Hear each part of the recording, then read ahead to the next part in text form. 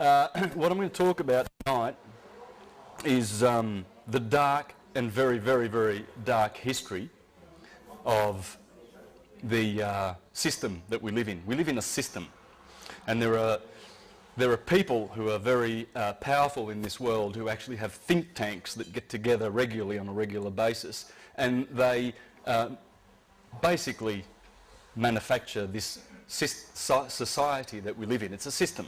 And this, what we live in, with all the stuff that you see, wars, famines, corruption, that's basically the end result of these think tanks that get together and produce this society that we live in.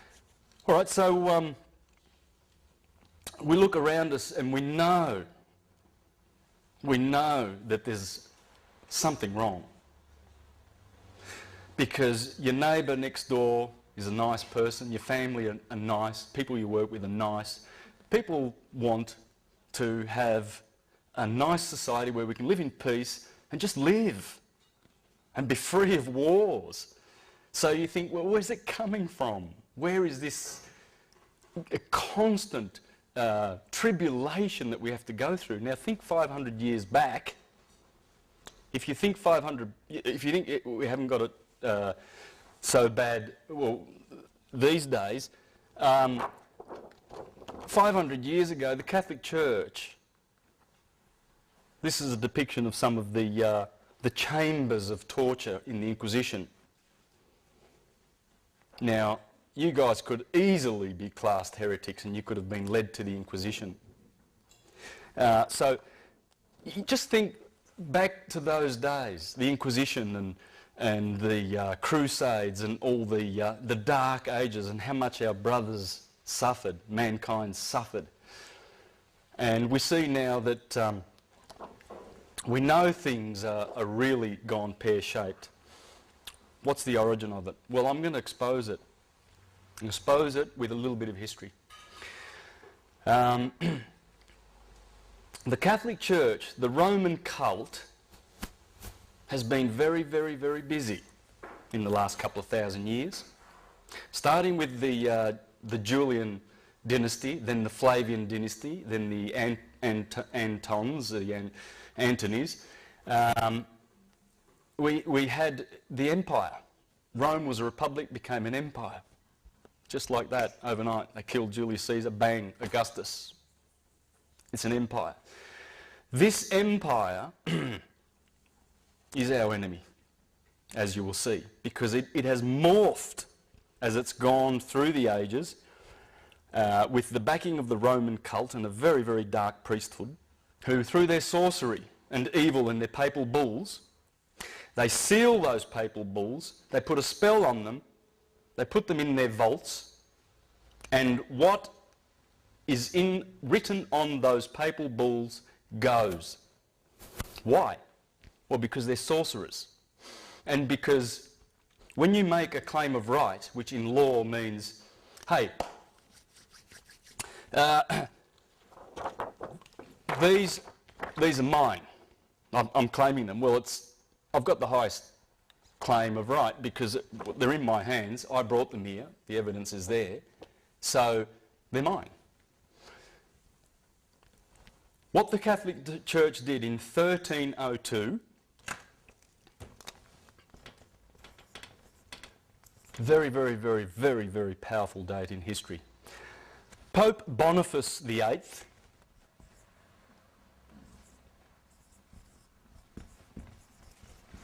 very similar to my name, by the way. My name is Bonacci, and that is, bon means good. Now get this, right?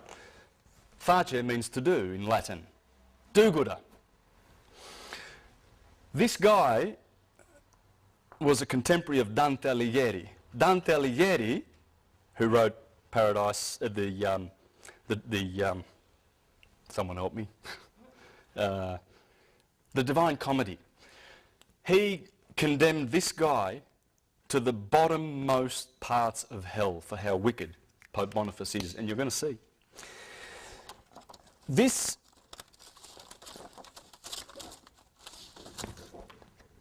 there's his tombstone. You see the crown? It's a double crown. put that on because King Philip in France had a crown. And Prince Philip was a nasty, nasty guy. He's the one who in 1307, get these dates, they destroyed the Knights Templar. They had to, because they were rivals. And they were doing things the right way, the original Knights Templar. That's when Philip and Clement, the Pope, after Boniface, they had Jacques de Molay in prison for 7 years. They smashed every bone in his body. They blinded him with hot irons, roasted his testicles in oil. They did everything to that man with their little devices. This is the sort of devices that the Roman cult has used for a long, long time, and they're still using them in a spiritual sense in the courts. And I'm going to show you this. The courts are run by these people. Everything that happens in court is ecclesiastical. Everything. I know a few of you know this, so it's not a surprise, but some of you may not. But what I'm teaching tonight, I only got an inkling of three years ago. But the stuff from these websites, you might want to put these down. These are all linked to my website, universaltruthschool.com. So if you've got a pen, you might want to write this down. I'm leaving this up for a bit. But most of the information that I'm telling you, you can source here. And it's Frank O'Collins in Sydney runs these. And he's going to, he's basically the information comes from here, so you can source that here. Now back to Boniface, our little friend. So he put that second crown on his head to do one up on Prince Philip.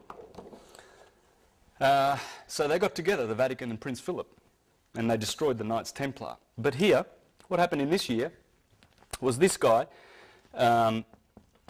Pope Boniface VIII, in 1302 created the first express trust in history. What's a trust? Well, the Crusaders were going off to Jerusalem, leaving their homes, their palaces and their riches behind. So they developed an idea. They would say to their most trusted friend, I want to hand over my estate to you in trust, and I'm off to Jerusalem, I'm fighting for Christ. That's what the Crusades are all about, isn't it? That's another story. Anyway, so when I come back, you're my best friend, you're the best person to give my property to in trust, so he becomes the trustee, the owner of the property. What would happen was some of these knights would come back, and the guy their best friend that they left these treasures with got used to the treasures and decided that they would keep them. And guess what? The courts would not support the knights because the trustee had the right to keep the property. That's how the trust started. It worked. They worked for most people, but for some of them, they didn't get their property back. What happened was this guy and the Catholic Church, always desiring to control with their inquisitions, decided that they would create the first express trust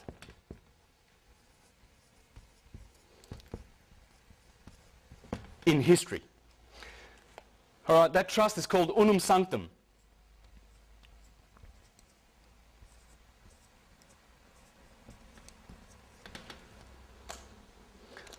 What does the papal bull say that they created to stick in their vault and put their spell on that has cursed us so much, this Unum Sanctum? It says that all the world and all the souls in it are ours. Remember the right of claim? This is mine. Well, a claim of right. They made a claim of right. They rocked up, sitting on top of the world, look around, seeing all these people sleeping, got all these gold in their vaults and all this power, and they said, we own the world. And so they do, because no one has challenged that. No one has challenged unum sanctum, this papal bull. It's in the vaults. And it's a curse on mankind, and I'll show you how. This was the first express trust in history. So they have claimed the whole world and all the souls therein. And you will see, by virtue of your birth certificate, that that is the title of your soul that they own in their registries. They have registered you. And that is the title to your soul. So what you're going to learn in the second half of this presentation with Serena is how to collapse those trusts, because it's the only way to get out of the system and claim your dominion as children of God, of the universe, and not as their slaves, as people lost at sea, incompetent, because that's how they consider you when you walk into court, an incompetent, dead, with no soul, because they own it.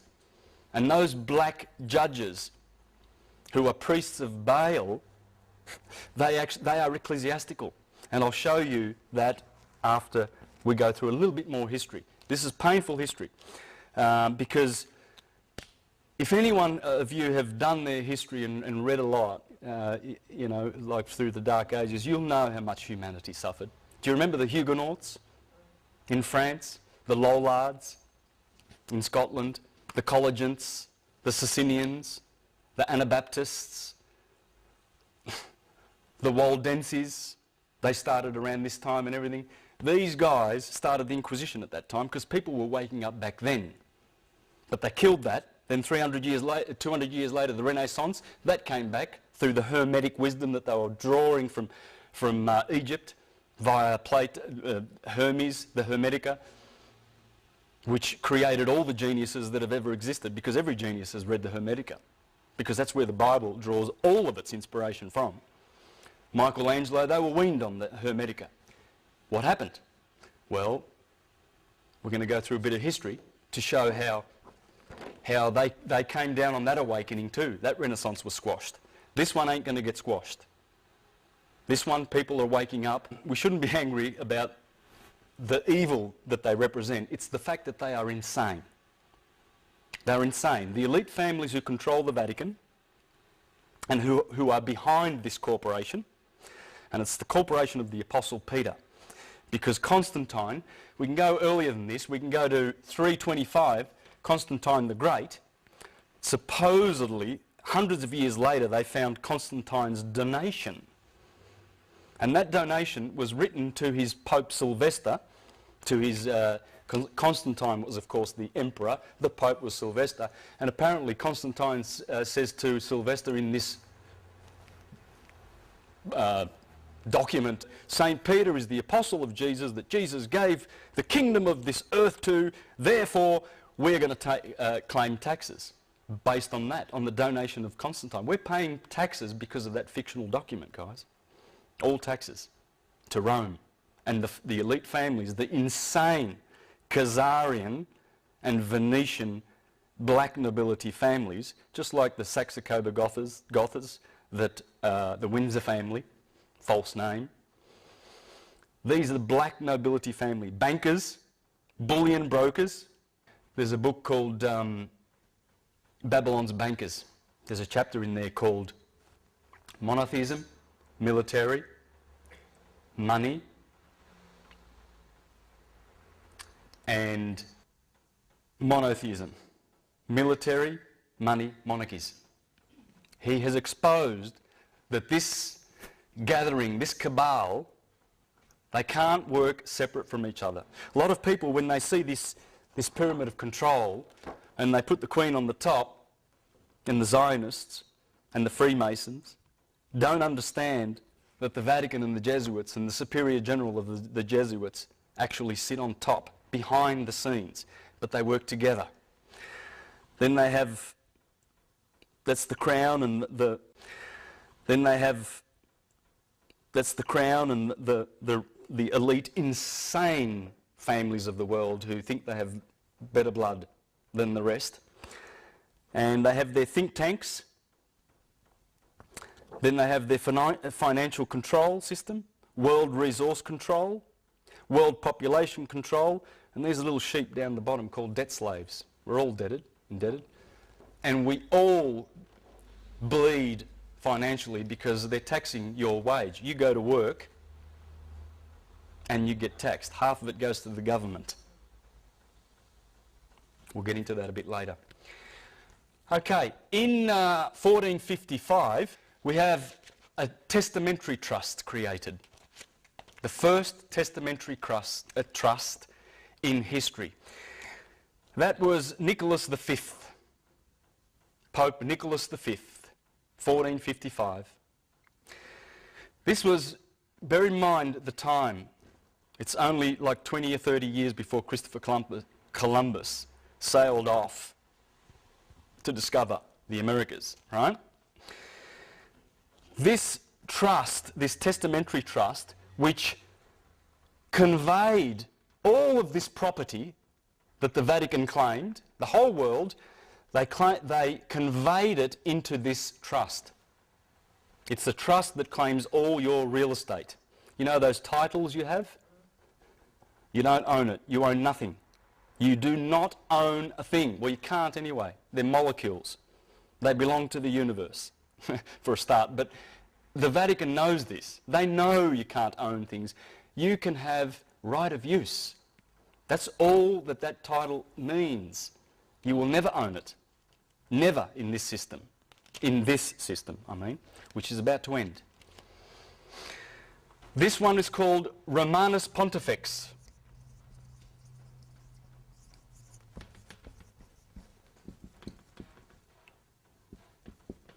Romanus Pontifex. This one is crown. This is where the crown originated. Remember that double crown? That's going to morph into a triple crown because there are three trusts. This is the first one. There's two more to come. See that triple crown? That's called the tiara, the papal tiara, or the triregnum, the three kingdoms. What are those three kingdoms? Well, this is one of them. This is their fictional kingdom that they created. Remember Shrek and the king and his fictional characters? Same deal. Exactly the same deal. There it is in modern times. This pope wore it. The last three popes refused to wear it. And there's Pope Boniface. That's him. That's who Dante confined to the bottommost pits of hell. And he and his successor pope did what they did to the Knights Templar. Very important, because they stole the Knights Templar technology and corrupted it like they do with everything for power and control. In 1481, now get this, 11 years before Columbus set sail, another trust. Now these three trusts, by the way, in the incipit of the trust, which is the introductory words of the trust, the testament, or the bull rather, it's the bull, the papal bull. The incipit says, for a perpetual remembrance.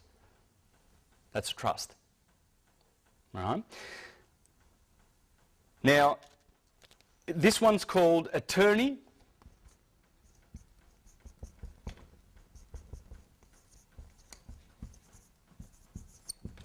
Attorney A-E, that's an A, excuse my writing. Attorney Regis, the Eternal Crown. This is Pope Sixtus, the fourth. Pope Sixtus the Fourth. And this is the second testamentary deed, trust, deed and will, the second crown of the people, which makes people slaves. This is the Commonwealth. The crown, the Commonwealth was born here. You think these are all English things, don't you? No.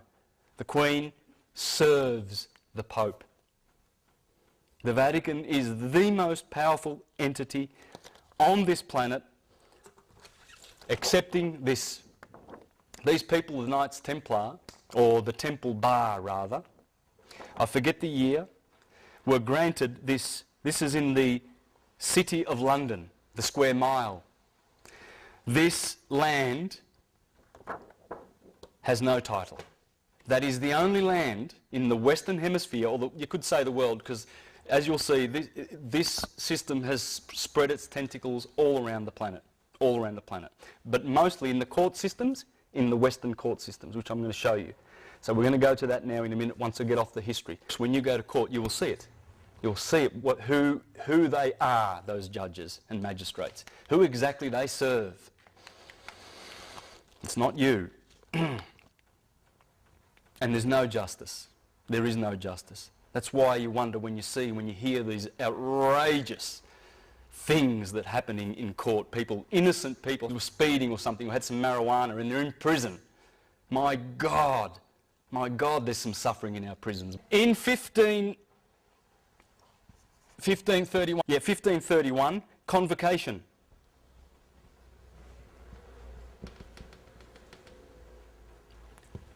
The third trust. This one takes away your real estate.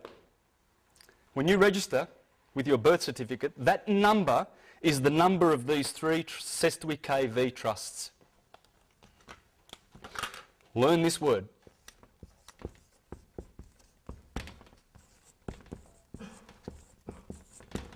That's the name of your enslavement. That, in Latin, is 6. 6. 6.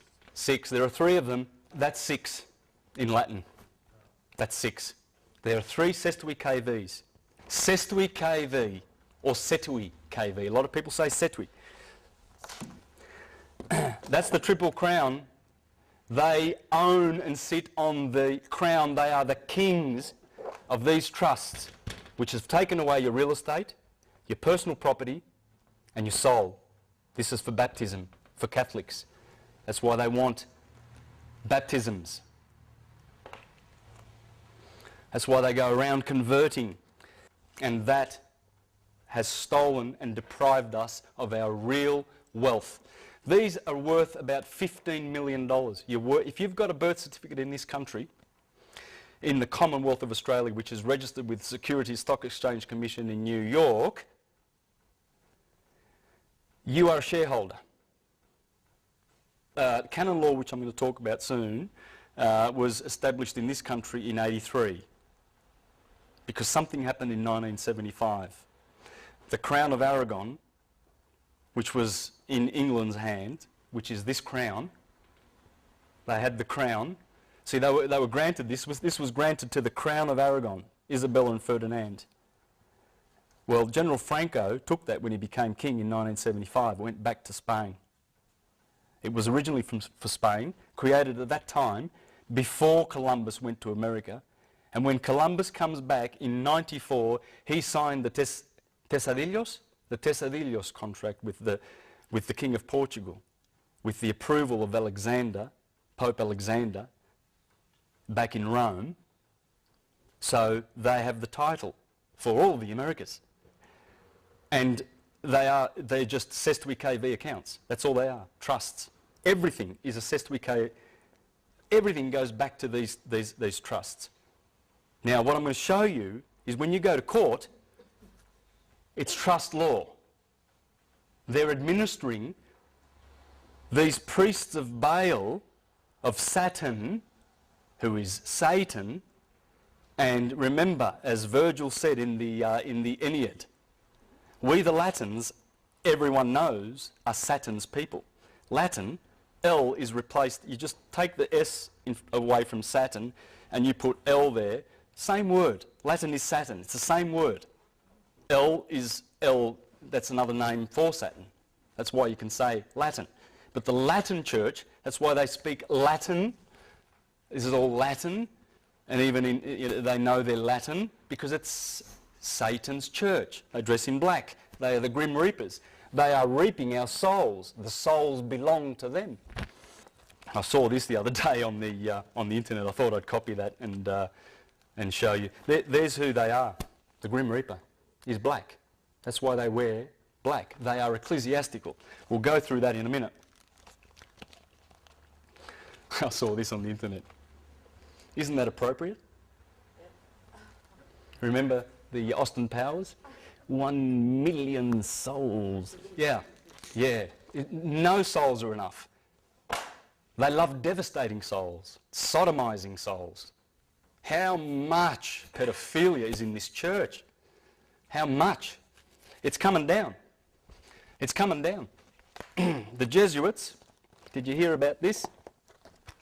I'm sidetracking a little bit, but in one of the largest settlements in the Catholic Church's sweeping sex abuse scandal, an order of priests has agreed to pay $166 million to hundreds of Native Americans and Alaska natives who were abused at the order's schools around the US Pacific Northwest. The settlement between more than 450 victims. Imagine if you were one of them. We don't think about it, but yeah, and how many of those people committed suicide?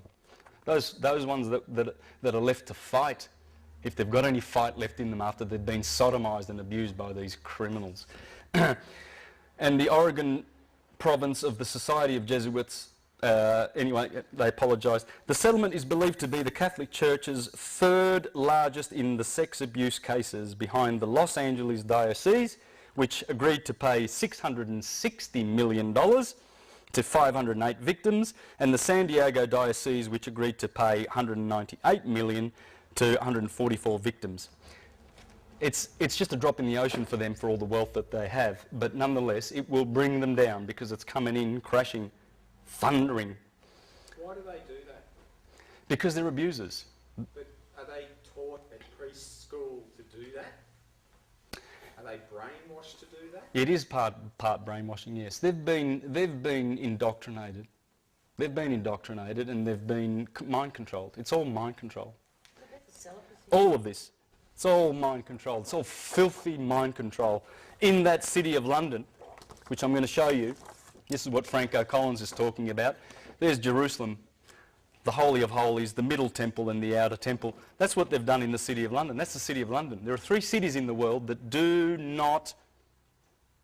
well, let me put it this way. There's 3 cities in the world that run the show. DC, Washington, it's just a square mile, a couple of square miles. City of London, where the Temple Bar is. The Temple Bar is in there. That is the only piece of land in the world that is over and above the Vatican. Remember that? I showed you that?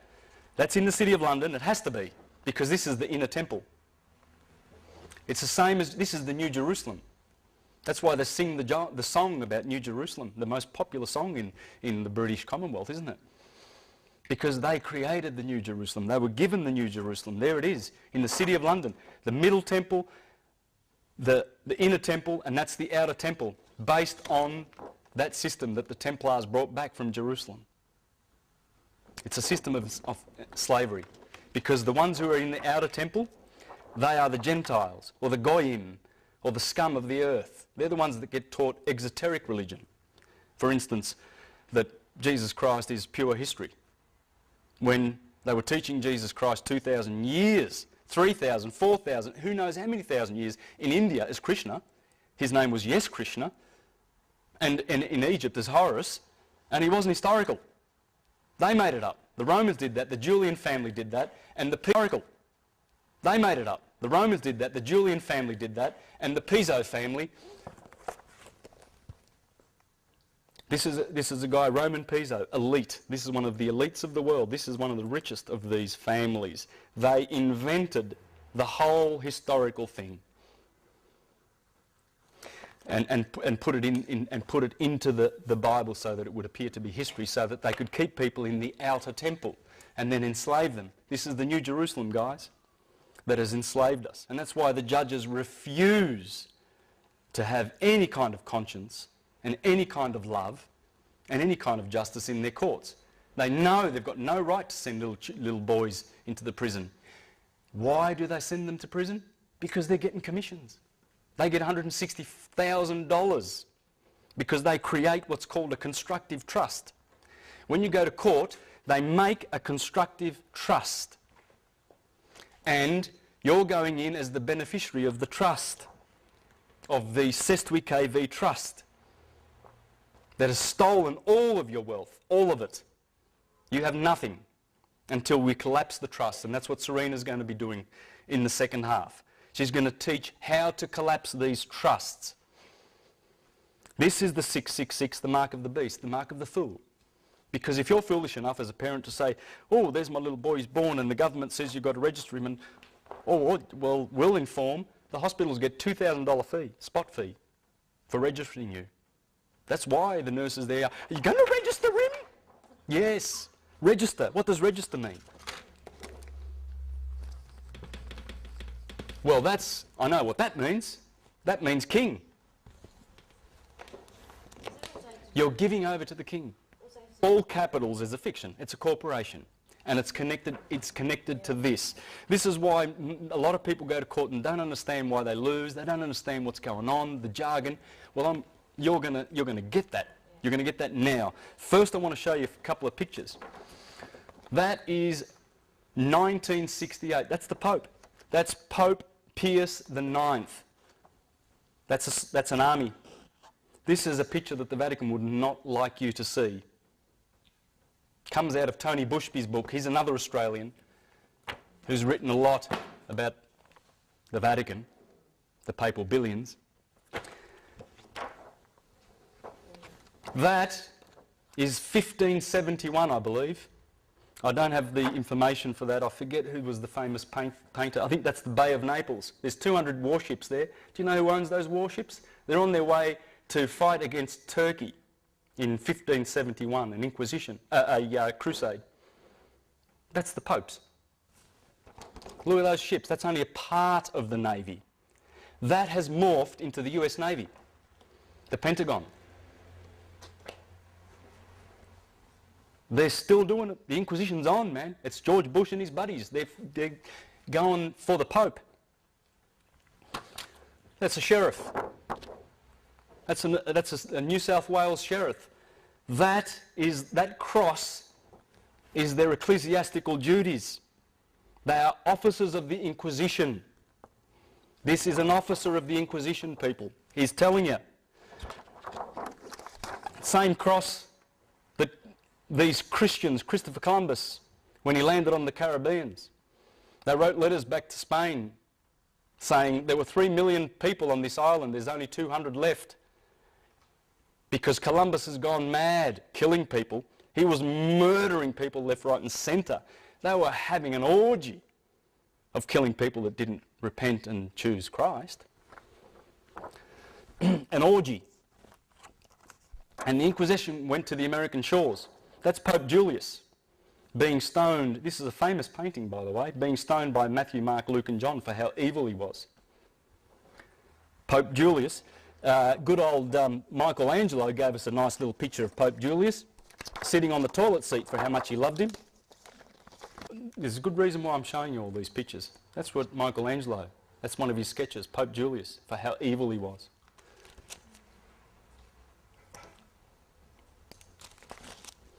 That is a flyer that was going around in 1501 for the same Pope, saying that he was from the devil and from Satan.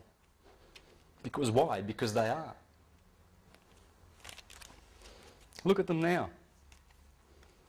See those SS officers and the Vatican?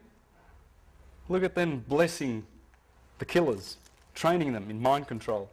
Go, the Sestui KV accounts need to be charged up, we need money.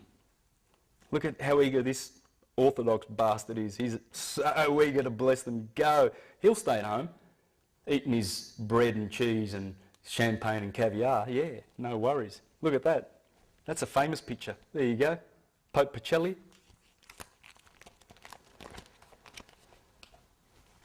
There's a reason why I want to show you that. I want to share that with you guys. Now, let's get into this. What I'm going to do now is show you how the courts work. It's all ecclesiastical. Okay, and this is very sad, but we need to know this. It's cruel. It's absolutely cruel, the poor young boys that go in to court with a lawyer. The lawyer's working for the Sestui KV accounts. The prosecution is, the clerk is, and the judge is. And you bring a lawyer with you to prove that you're a ward of the state, that you're lost at sea. So you need a Sestui KV account, someone to manage all your wealth. They've stolen it. A court room. So let's make a little courtroom here. We've got the judge here, we've got the clerk over here, and you and the prosecution, okay? Every trust has a trustee, a executor, and a beneficiary.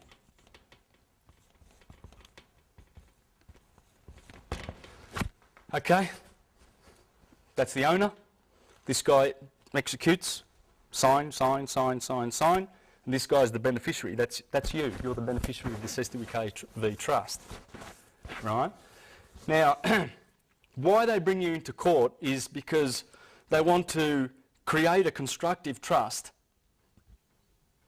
with the presumption, with the knowing that you're already a slave of the system by virtue of your name. That's why the judge, the first thing he says is, what is your name? For the record, can we have your name? He wants that name. The moment you give him that name and agree to be that name, you bring life to the SWKV trust, and he's got you, because he wants to change roles with you. The clerk here is the trustee, not the judge. This guy's the administrator of the trust. He's just the administrator, the judge. You are the beneficiary. This guy, the prosecution, I should have put the prosecution inside the circle, is executor. I think I've confused that, but it doesn't matter. He's the executor. He's got all the liability. He's the one that created got the writ created to get you into court, the summons. Because what they want you to do is appear in court, accept that you are the name. Oh, we've found the beneficiary, right? And then he's going to swap roles with you and be the beneficiary and get you to execute your own sentence. Now, if you think I'm stretching that a little bit, basically everything that goes on in court is the sacrament of penance. What's the sacrament of penance? We've forgotten. But these guys, these guys here well knew what the sacrament of penance was, because that's what brought them in there. The sacrament of penance is, you're a dirty, rotten sinner. We're all sinners. Sin, sin, sin, sin, sin. But God's merciful. Oh, he's lovely. He forgives. So you've got this treasury of credits up there in heaven. What we're going to do is we're going to administer those credits. We're going to administer them, and it's penance. And you pay. And the system works on the confession. It's all the confession. You go to court to confess your sins and pay for them. That's penance. Every single thing in court runs as a church does, and confession, and you go in there to confess and accuse yourself. Penance is a sacrament in the new law instituted by Christ, in which forgiveness, this comes from the Catholic Church. Have a listen to this. This is from I've just ripped this off the Catholic Wiki Encyclopedia on the net last night. Of the new law instituted, penance is a sacrament of the new law instituted by Christ, in which forgiveness of sins committed after baptism is granted through the priest's absolution to those who with true sorrow confess their sins and promise to satisfy for the same. It is called a sacrament, not simply a function of ceremony, because it is an outward sign instituted by Christ to impart grace to the soul.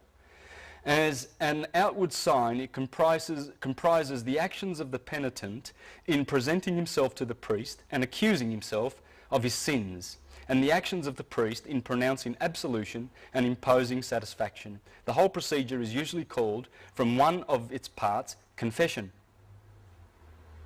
That's what you're doing when you go to court. I'll show you this. Yeah, it's all in the wording. It's still there. It's in the wording. Look at the words and there it is. You watch. Because it is a judicial process in which the penitent is at one the accuser, the person accused, and the witness. Remember this, because that's how the Inquisition ran, and that's how courts work. It's exactly the same thing. It's morphed, but it hasn't changed in its nature. So you become the person accused, the accuser, and the witness. They're saying it. While the priest pronounces judgment and sentence. The judge. The grace conferred is deliverance from guilt and sin, and in the case of mortal sin, from its eternal punishment, hence also reconciliation with God, justification. That's the sentence. Finally, the confession is made not in the secrecy of the penitent's heart, nor to the layman as friend and advocate, nor to the representative of human authority, but to a duly ordained priest with requisite jurisdiction and with the power of the keys, the power to forgive sins which Christ granted to his church. Now I'm going to talk about another thing here, indulgences. Remember I mentioned those from the same encyclopedia. In Catholic theology, an indulgence is the full or partial remission of temporal punishment due for sins which have already been forgiven. Of course, God forgives, but you're a sinner, and we'll manage that for you. That's all it is. That's all it is, guys, and they are the priests of Baal. The temple Ba is Baal. Baal is Saturn. It's the church of Satan. They're the Grim Reapers in black. Excuse me for that. In Catholic theology, an indulgence is the full or partial remission of temporal punishment due for sins which have already been forgiven. The indulgence is granted by the Catholic Church after the sinner has confessed and received absolution. The belief is that indulgences draw on the treasury of merit accumulated by Christ's abundantly meritorious sacrifice on the cross and the virtues and penances of the saints. They are granted for specific good works and prayers. They've monetized sin. And this was developed by the Jesuits in the 1500s with the backing of the Venetians who created the Jesuits. The Jesuits rule the world. They do. A court is an oratory. That's where you confess. Just look at these words. Have a look at these words. A clerk. What's a clerk? What does it sound like? A cleric. The judge is an ordinary. What's an ordinary? An officer of the church who by reason of office has ordinary power to execute the church's laws. That's what the judge is, an ordinary. A case. What's the case? We're going to hear a case today. Hear a case? Forgive me, Father, for I have sinned. Yes, tell me what you've done. That's what it is. That's why you will never bring to life that name when you go to church, when you go to Baal's church, when you go to court. Cortio, which means, oh God, I forgot the name. Cortio. Well, it's an oratory. Writ. Is it two T's? No. Got it wrong here. Comes from, well, there's no W in Latin. It doesn't exist. Well, it used to. It's a rite. It's a religious rite. Comes from, well, there's no W in Latin. It doesn't exist. Well, it used to. It's a rite. It's a religious rite. Because the, let me say this correctly. Correct me if I'm wrong. The scribe and a notary. What's a scribe and a notary? He makes the writs. He puts the curse on you. The summons, whatever it is. A bill, Telstra. It comes from a writ, right? And the scrivener, scribe, verne, from verne Latin, is guess what? Our little friend, the indulgence. That's an indulgence. The writer of indulgences. They're telling you in your face, and we don't see it. A warrant. What's a warrant? Well, it seals the writ. It seals the writ. So it indemnifies the king and the queen from being sued if they lose. That's what a warrant is. Warrant comes from seal of the writ and is a form of indulgence. Hearing. Well, I've already gone through that. It's a confession. That's what a hearing is. Isn't this sick? Don't you think? It makes you sick. It makes you sick. And that's what's going on. And it's run by insane people. Oh, what's sentence? It's penitence. Penance. Absolution. Prison or a fine. Prosecutor. Prosecutus. 3 words. Prosecutus. The skin. Self. Present. It's representing one's own flesh, or a person who is claiming to be you, making a self-accusation. So those warrants that come to your house or whatever, they are prosecuting you, right? So they're claiming to be you. They're just using that name on the trust. Attorney, turnover. Attorney tells you, I turn you over. That's what it means. You bring an attorney with you. Thanks, mate. Yeah, you help me. Come on, man. Let's go and see the judge. And tell him what to say. You tell him, and guess what? You find yourself in prison and you look at your attorney and he goes, well, I tried, you know. I said, they work for the same guy. They're all getting commissions. That's why the prosecution is always required to bring their checkbook to court. Because if they can't get you to swap roles with him, you become the trustee, he becomes the beneficiary, and get you to prosecute your own sentence. If they can't do that, they bear the liability. They're going surety for it. They're prosecuting. So they're bringing the liability. They're charging your trust account. So in a beautiful, on the websites that I showed you, on this one here, Spiritual Economics Now, you can go there to a page. It's beautiful. Please read this. This is the best 5 pages I think you'll ever read by Franco Collins. Right? All those websites are linked to my website, the top one, Universal Truth School, or you can go straight to them. But if you go here, you'll find the links. You can get to all of those. And in here is the information that Serena's going to share with you next about how to collapse these trusts and how to create ecclesiastical deed polls and to create a new birth certificate. That's called a live born record. Right? And I have a new trust number, and I have a universal, not a Roman date for my birthday. Anyway, Serena will be making that a little bit clearer. What do you say in court? Court. Who's who and what to say. This is what Franco Collins suggests, and I'm going to finish up with that and tidy up. Serena will do her bit after we have a break, and then we can do some question and answers after that. All right? And believe me, Serena's got some beautiful things to share with you because she is really, really leading in Victoria and spearheading this technology. So. But the most important thing, guys, is to get on here. There are audio files. You can listen to, there's about 16 audio files on talkshoe.com, is it? Or .org? It's .com. You'll find it, there's a link to it here in these. There are links to it. But you can download Franco Collins' audio files and learn all this. I've just been learning this in the last 3 months.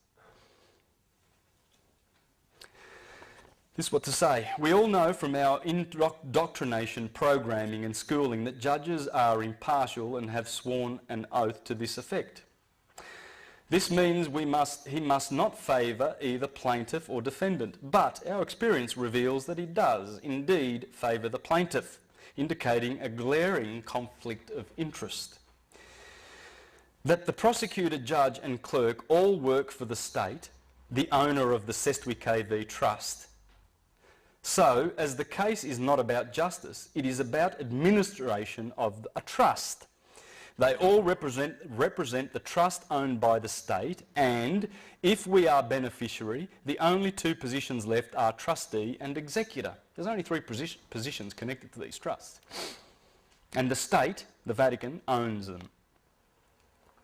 So if you detect the judge's impartiality, although I doubt the case will get this far, you might want to let him know that you know this. If you consider court as entertainment, and if you can stand the evil emanating from its offices, the fear, the angst oozing from the walls, and the treacherous atmosphere, then go, knowing that under trust law we cannot be trustee or executor of a trust, while being beneficiary, as that would be a conflict.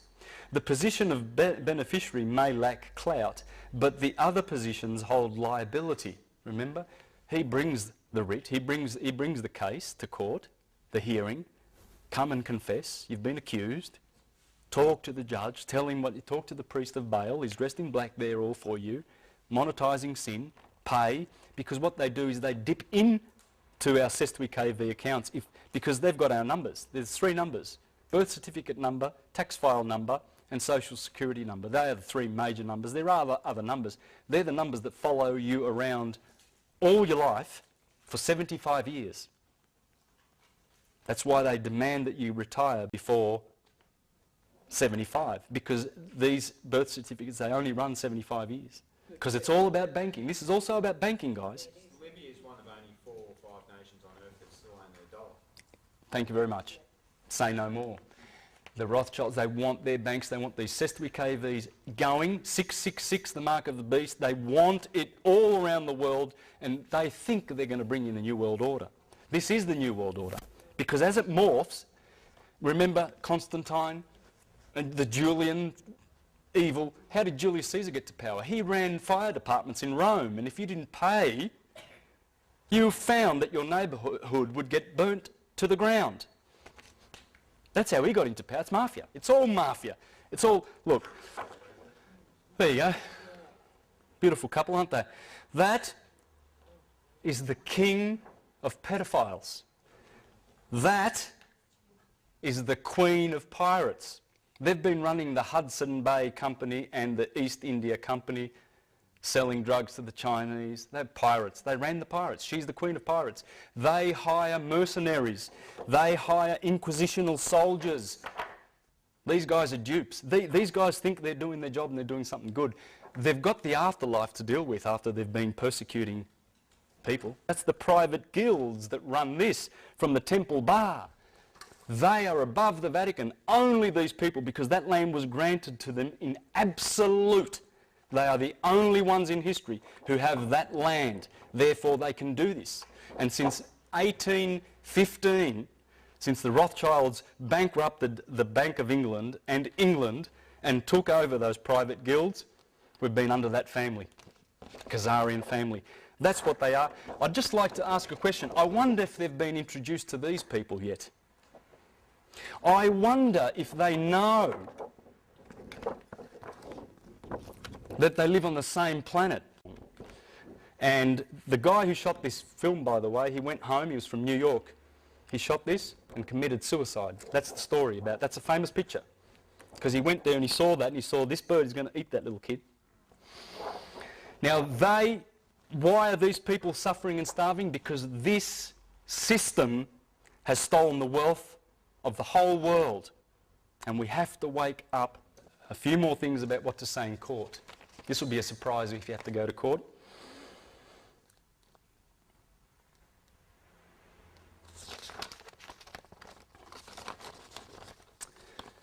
When the name of the trust, example John Doe, is called by the judge ACCA administrator, ACCA trustee, you can stand and ask, are you saying that the trust which we are now administering is the John Doe Trust, Your Honour? And you watch him turn white. The moment you, what's the word? In the moment you just show an inkling of that knowledge, because they are hiding this fact, they are denying that they're operating trust law.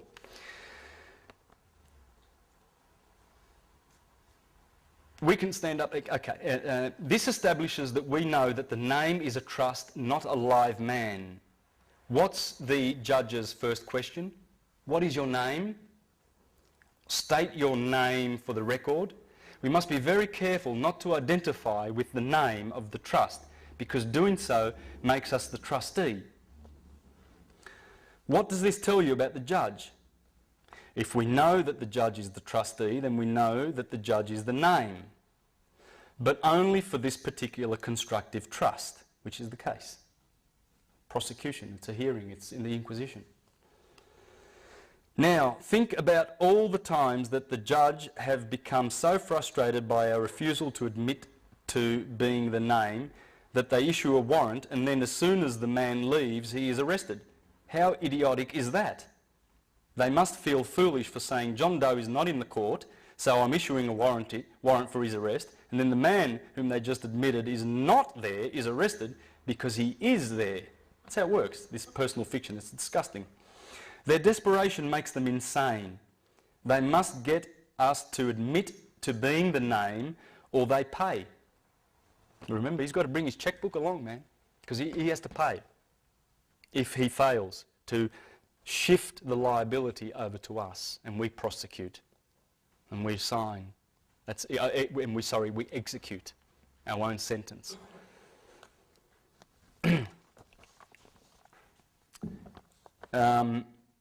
This is beautiful, what you're going to learn here. This is really, really beautiful. They're desperate. They must get us to admit to being the name or they pay, and we must not accept their coercion or we pay. Because the judge is the trustee, a precarious position, the best thing to say in that case is John Doe is indeed in the court, Your Honour. Point to the judge, it is you as trustee. You are John Doe today, aren't you? Why not? Why not? We have dominion. We are men and women. We're not persons. We're not. We can't keep going with the fiction. Why? Why would you? It's insane. During their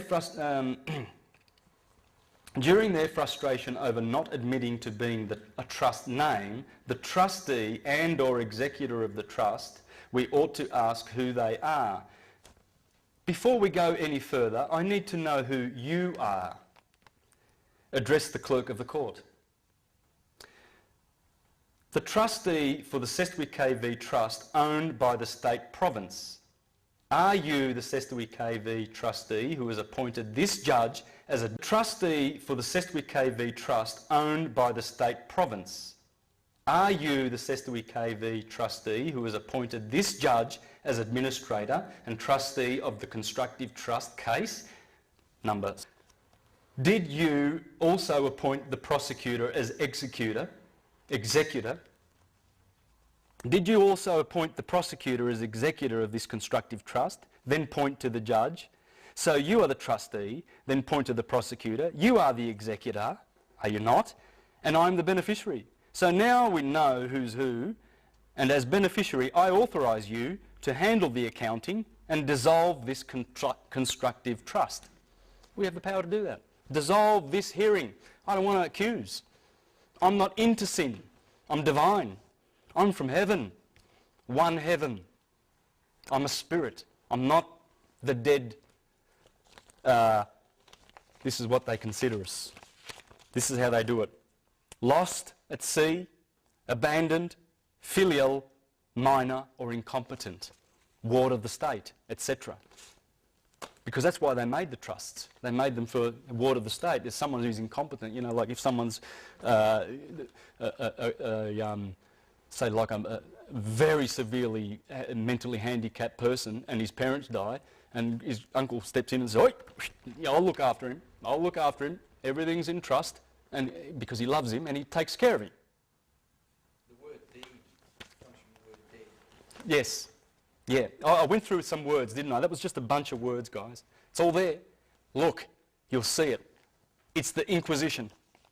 I'll just finish up this. I now claim my body, so I am collapsing the Sestui KV Trust, which you have charged, as there is no value in it. You have committed fraud against all laws. Likely, we will not get to hear that before the judge will order case dismissed. Or even more likely, the PE, as he clings tightly to his checkbook, will call, "We withdraw the charges." You watch it and see it happen, guys. Does it really work? You know, Yes. Oh, yes. There's hundreds and thousands of people doing this and doing it. There's a video clip on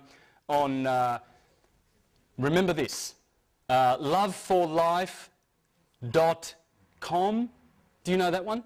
Go to it. Have a look at this guy, and in 5 minutes the judge has walked out the door.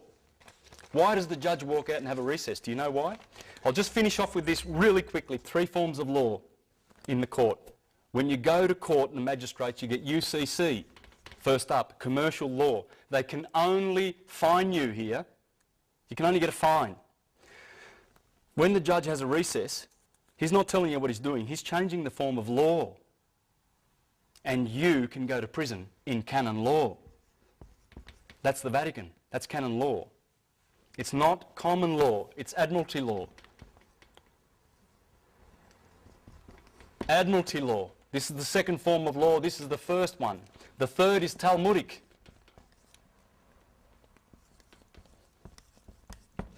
From the Bible. This gives them the priest to send, this gives them the authority as the priests of Baal to send you to your sentence of death. Here they can send you to jail. That's why he runs out of court. You'll see the judge in that video clip on the website, loveforlife.com or .org, whatever, you'll find it. And go down and have a look at the guy, and you'll see how the judge goes, because he got frustrated with this guy. The guy just refused to give him his name. He said, "Are you John Doe?" And he goes, "I'm John." I'll repeat, "Are you John Doe?" He says, "I'm John." "Do you have a family name?" He says, "Oh, I have a family name, but that's not important for today. John will do. I'm here to offer remedy." And the judge got so angry. He said, "Sit down!" He's basically yelling. He's telling his dupes, his bailiffs and all these sheriffs and everything to get him and throw him out of the court.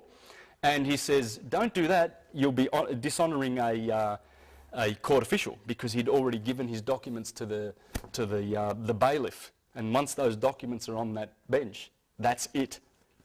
They can dishonour that. And it's very, very dangerous. Anyway, the judge got frustrated and he goes, "We're going to have a recess." And the guy says, "How long? I haven't got all day. How long are you going to be?" And anyway, the judge opens the door and walks out. Just as he walked out, he realised, he says, "The judge has jumped ship," because that's what this is, a ship. Remember, it's admiralty. It's the law of the high seas. He's in his ship. He's in his boat. So he immediately announced, he said, "For the record, the judge has jumped ship. He's abandoned ship. I, as a sovereign in this court, take authority. Case closed. With prejudice. Have a nice day." And just walked out. Okay? This is the power you've got. If they adjourn the case, that's fine. It stays in the same court. If the judge says we're going to have a recess, that's when you step in and you say, "Your Honour, I don't consent." Because it's an offer.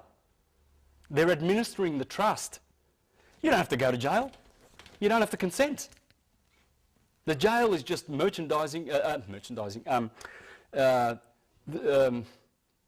warehouse where they put the goods, where they store the goods. That's all it is. You're just the goods, because you are their goods. So that's the power you have. You don't consent. And you can always relay to the judge that if you want to have an appeal, if you say to the judge, "I seek an appeal for I seek leave for an interlocutory appeal on a matter of law," remember that sentence, "I seek leave for an interlocutory appeal on a matter of law," if you say that, then the judge is going to be very, very reluctant to let you go to appeal, because then he misses out on his commission. It's all about commissions. They're getting paid and they're addicted to the payments that come from it. The thing is about honour. You can call the judge your honour, you know, because if you have more honour than the prosecution, who are liars, and if you go in there honourably in every way, treat the judge with respect, and you will win.